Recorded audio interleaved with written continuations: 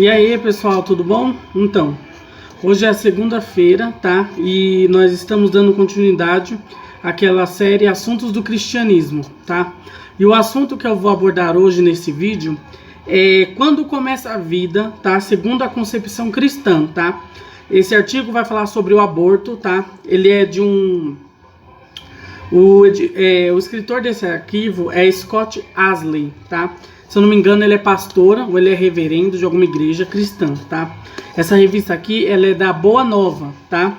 E essa revista toda, ela é sobre ela faz um trocadilho com a pandemia e diz a pandemia do aborto, tá? Uma outra pandemia que vem assolando o nosso mundo e vem se intensificando nessa época de pandemia, tá? Então eu vou ler aqui o artigo e a gente irá conversar sobre ele. Quando começa uma vida humana?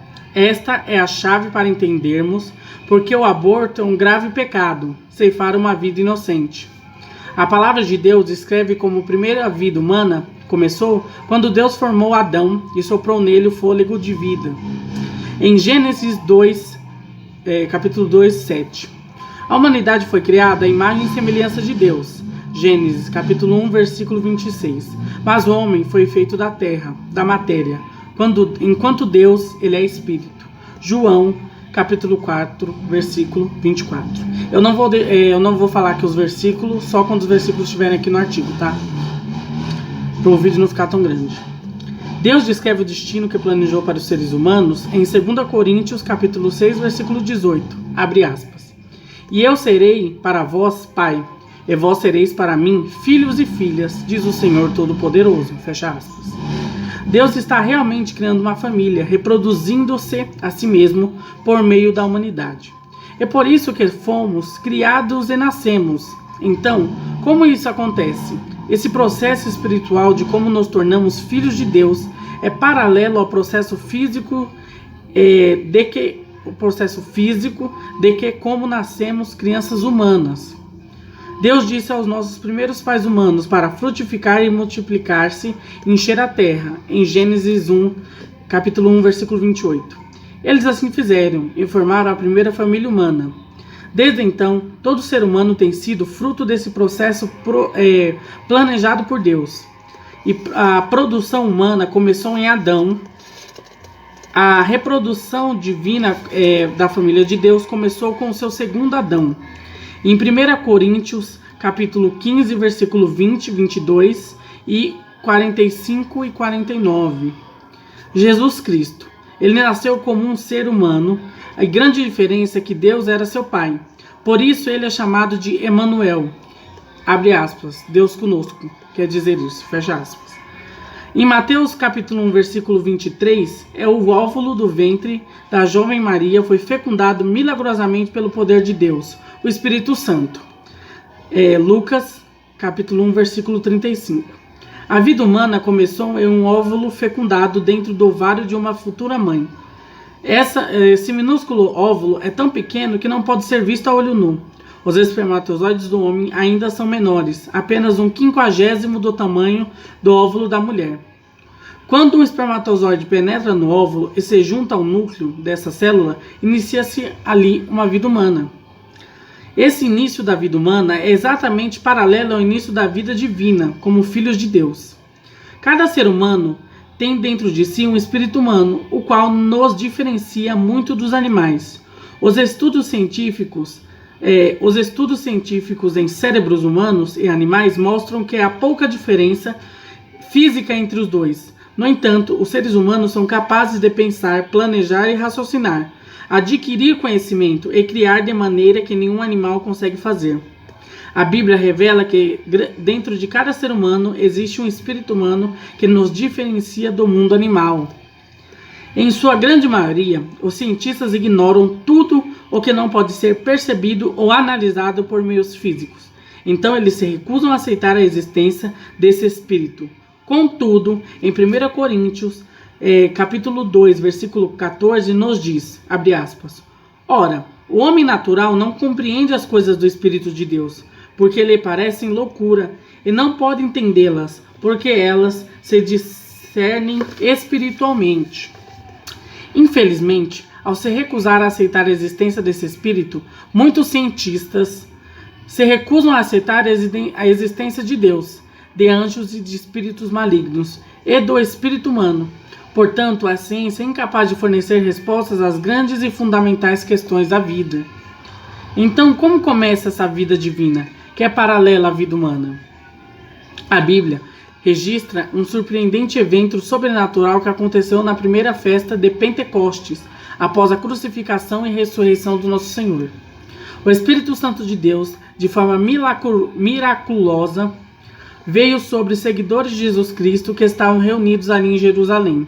Atos dos Apóstolos, capítulo 2, versículos de 1 a 4. Esse essencial Espírito e poder de Deus, como um espermatozoide divino que se une a um óvulo para formar um embrião humano, se juntou ao espírito humano deles para tornar os filhos recém-gerados de Deus, tá? Romanos, capítulo 8, versículo 16 e 17. Capacitados pelo Espírito de Deus, agora esses homens e mulheres podiam começar a entender as coisas de Deus. Como o apóstolo Paulo escreveu em 1 Coríntios, capítulo 2, versículo 9 a 11, abre aspas, mas, como está escrito, as coisas que o olho não viu, o ouvido não ouviu e não subiram ao coração do homem, são as que Deus preparou para os que o amam. Fecha aspas. Mas Deus nos lá revelou pelo seu Espírito, porque o Espírito penetra todas as coisas, ainda as profundezas de Deus? Porque qual dos homens sabe as coisas do homem, senão pelo Espírito do homem, que nele está? Assim também ninguém sabe as coisas de Deus, senão pelo Espírito de Deus. Essa concepção divina ocorreu no momento do recebimento do Espírito Santo. Agora eles eram filhos de Deus, embora ainda não tivessem nascido como filhos espirituais e imortais, que ocorrerá na ressurreição quando Jesus Cristo voltar. 1 Coríntios, capítulo 15, versículos 20, 23, 35 e 54. Dali em diante, eles cresceriam espiritualmente em graça e conhecimento. 2 Pedro, capítulo 3, 18. Até aquele decisivo momento do renascimento espiritual desse interim, aqueles que são batizados e recebem o Espírito Santo são filhos de Deus, participantes da sua natureza, embora sigam aguardando esse renascimento. Em 1 João, capítulo 3, de 1 a 2, Romanos, capítulo 8, de 9, 14 e 17, e 2 Pedro, capítulo 1, de 3 a 4. Então, da mesma forma, uma criança no útero da mãe já é filho ou filha de seus pais, desde o momento da concepção. Portanto, aos olhos de Deus, o Criador de toda a vida, matar uma criança por nascer é sim assassinato. Que todos nós possamos nos esforçar para agradar a Deus e reconhecer que, sem sombra de dúvida, isso é um horrível pecado. Scott Asner, que é o escritor desse artigo. O que acontece aqui? O que esse artigo quer dizer? Mesmo que nós não tenhamos nascido de novo, né, com um corpo transformado, né, e imortais, Deus ele nos considera filhos dele. Por quê? Porque através do sangue de Jesus, Deus ele nos vê justificado, tá? Vou dar aqui um exemplo que muitos pode parecer chulo, mas é como se Jesus ele fosse um espermatozoide e o povo da terra fosse um óvulo, tá? E esse espermatozoide fecundasse esse óvulo, transformando a sociedade, que é esse óvulo. Esse óvulo ele ainda não nasceu, mas ele já é considerado filho de Deus. Mesmo que nossos atos sejam ruins e desagradem a Deus, mas que constantemente nós nos arrependamos deles, Deus nos considera filhos dele. Mesmo que nós não tenhamos nascido santos, né, que esse nascimento, essa ressurreição dos mortos acontecerá na segunda vinda de Cristo. Ele já nos vê, já nos considera filhos dele. A mesma coisa acontece com a criança. Para Deus, uma criança que já é formada no útero, mesmo com 2, 3 dias de formação no útero, para ele, essa criança já é um ser humano. Então, quando uma mulher ela aborta, ela comete sim assassinato para Deus. Por isso que nós cristãos, nós somos contra a prática do aborto. Claro que eu não vou ser leviana aqui e dizer que, por exemplo, uma mulher que sofre estupro não deve abortar. Eu acho que isso é uma dor tão grande e tão lancinante que eu, como homem e como cristão, não posso sair impondo nada a ninguém. nesse caso. Eu não posso falar, olha, não é para você fazer o aborto. Porque isso para a mulher é uma dor. E essa dor para a mulher pode ser tão grande que se eu fizer com que ela tenha essa criança, essa dor ela pode se tornar uma dor visível e física na figura da criança que nasceu. A criança que nasceu para a mãe, ela sempre vai lembrar aquela dor, né? Eu não estou aqui falando que a mãe tem que abortar, mas eu acho assim que cada caso tem que ser revisto, né? Cada caso no seu devido lugar, né? Cada caso é um caso. Então, esse é um ponto. Um segundo ponto. Infelizmente, algumas mulheres recorrem ao aborto por não ter ao seu lado o pai da criança. Por elas não ter o suporte masculino e financeiro deste homem. Muitas vezes as mulheres elas têm um relacionamento relâmpago ou não era um namoro sério e elas acabam engravidando, né, por ter relações sexuais sem proteção. E o homem, ele não assume as suas responsabilidades perante essa criança que está para nascer. E a mulher, às vezes, não tendo condições de criar essa criança sozinha, não tendo, às vezes, até o apoio de familiares, ela recorre ao aborto. E eu acho que o aborto, ele também é culpa do homem. Porque se esse homem tivesse dado o apoio necessário a essa mulher, ela não precisaria abortar essa criança, né? Não me cabe na cabeça uma mulher que engravida e fala não quero ter, mesmo ela tendo condições de criar essa criança, ela simplesmente fala não quero, não sou obrigada. Isso pra mim é muito estranho. Geralmente há motivos fortes por trás disso, né? E os homens, eles têm deixado muito a desejar, nós homens, né? Porque pra mim é inconcebível um homem sabendo que uma mulher está grávida de um filho dele, ele não dê nenhum tipo de suporte. É obrigação dele. Seja homem e assuma os seus BO. Na hora de fazer não foi bom? Por que na hora de assumir também não tem que ser? A mulher não fez sozinha a criança. Qual é o seu problema? Você não se diz homem? Um homem pra mim, ele assume os seus erros. Um homem pra mim, ele assume os seus BOs. É meu filho? Vou registrar, vou pagar pensão e vou dar todo o suporte que essa criança necessita. Durante a pandemia agora, eu assisto algumas reportagens que a mulher ela é cheia de filho. 2, 3, 4 filhos, 5. E aí ela cuida sozinha dessas crianças. E às vezes eu fico perguntando, às vezes eu fico do outro lado da tela falando pro repórter, pergunta cadê o pai, pergunta cadê o pai, e a gente já sabe a resposta, né? O repórter pergunta, mas você cuida sozinha? Cuido. Se o pai estivesse junto, ela fala, não, o pai cuida comigo, mas não cuida. O pai vendo os seus filhos passando necessidade e não tem a capacidade de levar um saco de arroz. Isso é de uma extrema babaquice que eu não entendo. Na minha família mesmo, há mulheres que criam seus filhos sozinhas. São guerreiras. Criam essas crianças bravamente. Sem necessitar de nenhum real dos pais. Mesmo sendo direito dela e das crianças. Então eu acho que o papel da igreja, ela também é auxiliar essas mulheres com essas crianças, né? E cobrar dos homens que assumam seus filhos. Fica muito feio para nós homens saber que há crianças abandonadas porque os pais foram covardes e não quiseram assumir essas crianças. É muito ruim. Aí depois que uma mulher ela ofende a classe masculina e tenta nos denegrir, os homens eles acham ruim. Mas isso só é uma reação causada por uma ação. Só isso. As mulheres foram tão maltratadas durante séculos por nós homens que elas criaram um movimento feminista para ver se elas conseguiam sobreviver diante das investidas machistas, né, de homens que batiam em mulheres, de homens que abusavam de suas esposas, física, psicológica e até sexualmente. E aí elas se viram entre a cruz e a espada. E muitas vezes nós homens deixamos muito a desejar na vida materna de nossas mulheres, né? Um homem, eles têm que estar do lado da sua esposa. Ah, mas ela não é minha esposa, eu tive um relacionamento com ela relâmpago e ela engravidou. Não interessa, você tem que estar do lado dela. Você tem que ir nas consultas, ver o ultrassom, o que ela precisar você tem que estar do lado, porque o filho é seu, ela não fez sozinha. Para fazer uma criança, se o homem não sabe, se esses homens não estão cientes, precisa de um homem e uma mulher.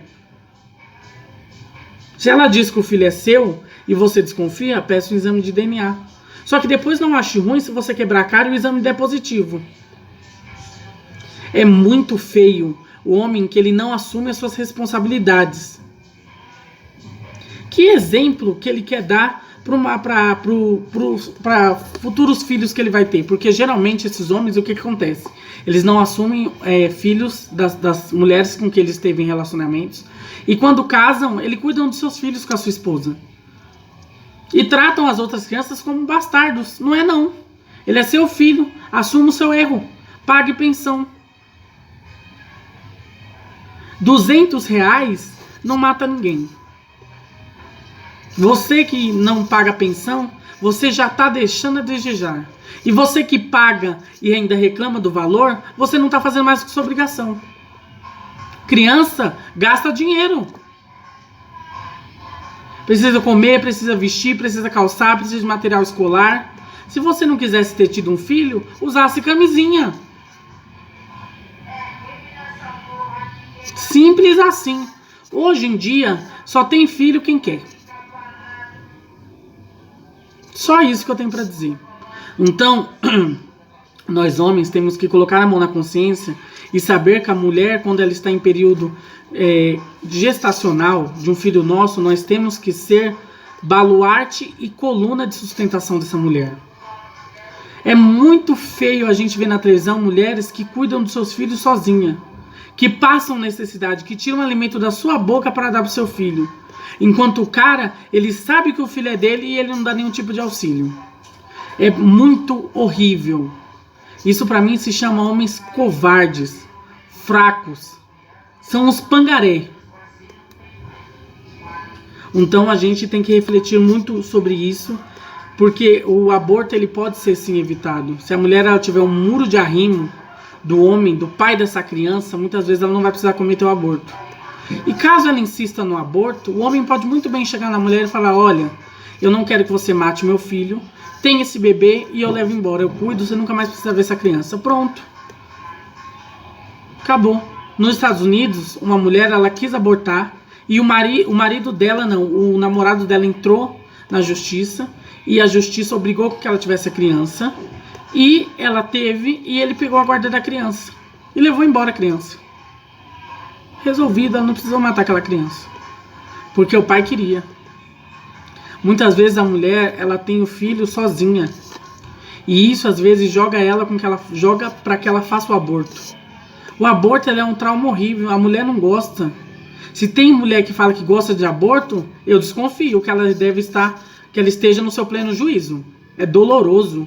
Fora que deixa uma mágoa eterna na mulher. Muitas vezes ela tem que se consultar com médicos, especialistas de saúde mental, porque é um trauma gigantesco. Então, esse estudo é mais para alertar nós do que qualquer coisa, tá? Na sociedade, o homem ele vem deixando a desejar, principalmente no papel paterno, né? As pessoas falam que não é bom que o menino cresça sem figura masculina dentro de casa, né? Muitos homens que deixam seus filhos jogados falam isso. Mas por que você não está cuidando do seu filho então? É complicado, a gente tem que colocar a mão na consciência e entender que o homem na sociedade, ele negligencia o seu papel paterno. Ele sempre terceiriza para a mulher, é tudo ela. Não consegue ficar com a criança um segundo para a mulher tomar um banho, para a mulher tomar um café, para a mulher assistir uma televisão. Nada. É muito complicado. Então nós temos que rever os nossos conceitos e pensar. E a igreja ela tem que estar junto no auxílio dessa mulher, para que ela não aborte, mas para que ela tenha condições de criar essa criança, condições para que essa criança nasça saudável. Não adianta cobrar a mulher, não é para abortar porque é pecado, mas e as condições para que ela tenha essa criança? Muitas vezes a mulher aborta porque ela não tem condições nenhuma. Volto a dizer, o homem negligencia o seu papel paterno. Nessa história toda, o errado não é a mulher que faz o aborto, é sim o homem que não dá condições para que ela não precise fazer esse aborto. O estudo é esse, que a gente reflita sobre esse estudo, né? E eu irei trazer mais estudos com o tempo, eu irei trazer nos próximos vídeos da série Assuntos do Cristianismo, mais estudos sobre o aborto e a percepção da igreja sobre isso, tá? Fiquem com Deus. Os vídeos aqui no canal são de segunda, quarta e sexta. Segunda e quarta é série Os Assuntos do Cristianismo e sexta-feira da notícia, na sexta-feira. Fiquem com Deus e até o próximo vídeo.